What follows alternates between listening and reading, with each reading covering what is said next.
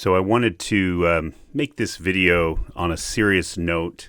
I know that there's been just a lot of posts, a lot of comments, a lot of I told you so's, and some expressions of anger or jabs and being funny about the incidents with the developers for the original Saitama Inu project and the arrests and the events that have happened.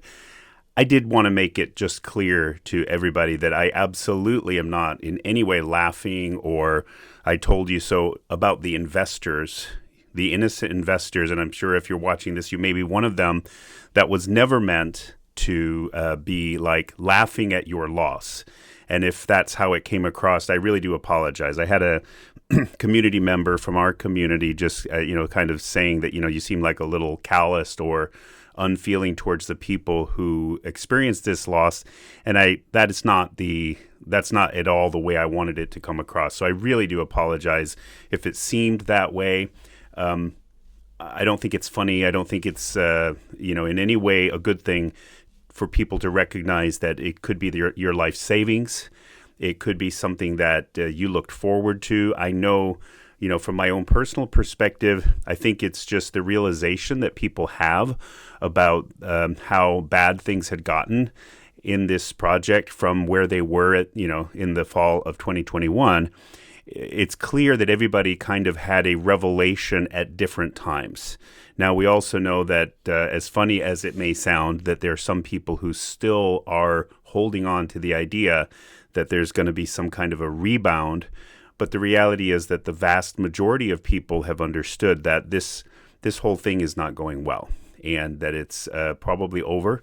So whatever monies are in it, and this is, again, I'm not making light of it. I have friends and family members and colleagues and acquaintances and all sorts of people who still have their funds that was in the original Saitama that never sold. And, them to fully realize that while we were hoping that in this bull run, maybe it would come back to maybe where it was in 2021, maybe even beyond that, with all of the, things that have been developed over the last 3 years that did not exist when the original project was launched as a meme token with no utility, moving towards becoming utility.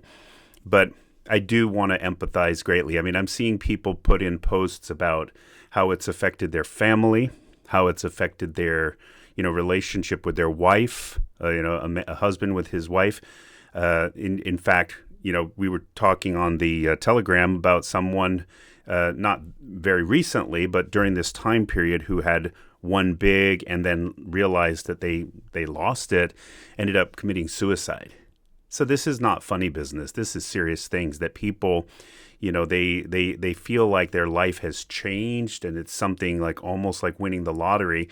And obviously everything is relative and everybody's financial situation is different. Some people, that $5,000 is huge, massive amounts of money, and others had in the millions or tens of millions of dollars. So, everything is relative, but at the same time, it's serious because it is people's money. And obviously everybody got into it with different goals. You could say that people got into it out of greed, out of fear of missing out. But a lot of people got into it with the thought that this is going to change their life, their children, their future, to help them to get out of the rat race and to realize that those funds are now zero and not coming back in right at the cusp of this next bull run.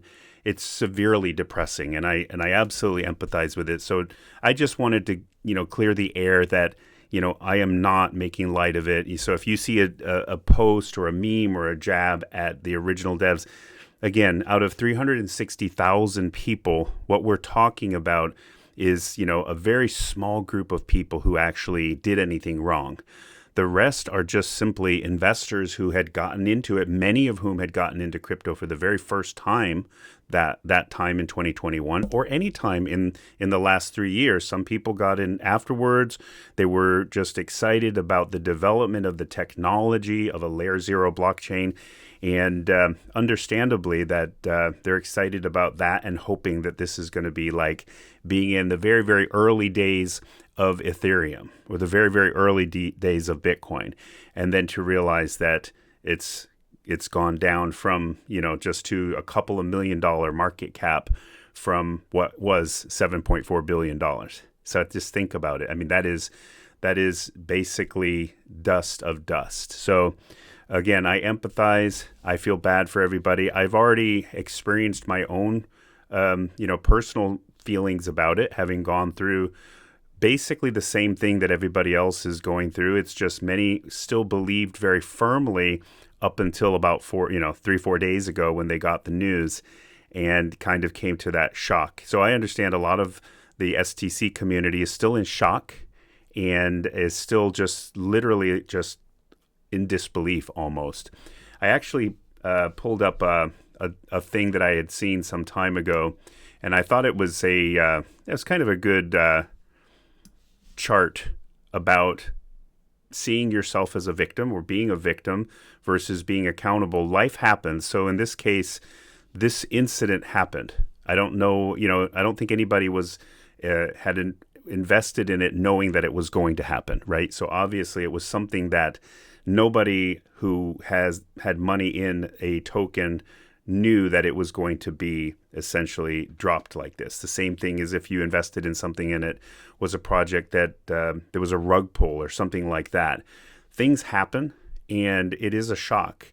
So how do we respond? Well, some people, they basically avoid reality. It's at the bottom here. They avoid reality.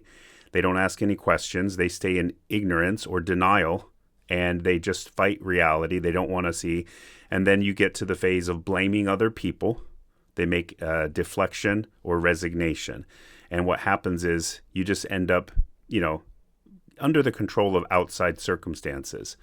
On the top of this chart, you see people can seek reality, find out exactly what's going on, getting clarity, acknowledging reality, owning reality, and then finding solutions. And this is sort of the development that I myself have tried to go through, is that taking a look at exactly where is this situation logically, and how can I make myself not a victim? How can I move forward? So we are all victims of this situation. For the most part, most of us are actually victims. But do we want to behave as victims, or do we want to take charge?